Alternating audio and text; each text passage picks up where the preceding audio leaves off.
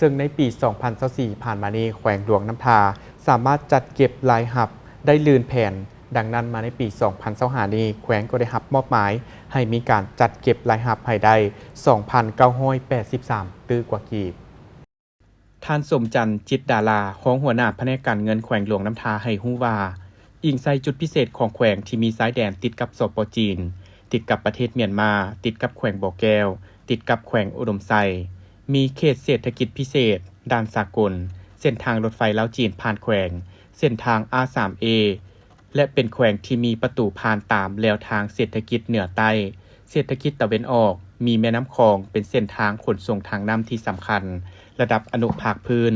ซึ่งเป็นท่าแหงในการจัดเก็บรายรับเข้างบประมาณของรัฐและสามารถเก็บรายรับได้เกินแผนปีก็คือรายรับปฏิบัติได้ 2,755 ตื้อกว่ากีบเท่ากับ 171.84 ส่วนห้อยของแผนปีเทียบใส่ปีผ่านมาเพิ่มขึ้น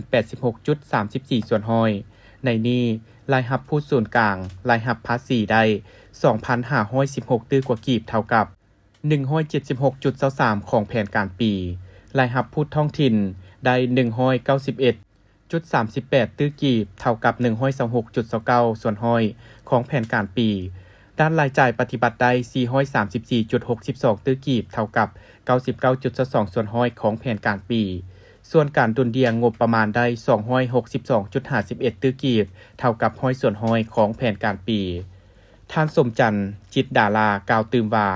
ในปี 2025 แขวงหลวงน้ำทาได้รับตัวเลขจัดเก็บรายรับทั้งผู้ส่วนกลางและท้องถิ่นทั้งหมด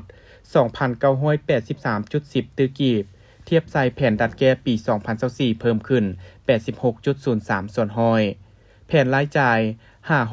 538.75 ตื้อกีบเทียบใส่แผนดัดแก้ปี 2024 เพิ่มขึ้น 22.99 ส่วนห้อยการดุลเดียงงบประมาณ 292.75 ตื้อกีบใส่แผนดัดแก้ปี 2024 เพิ่มขึ้น 11.52 ส่วนห้อย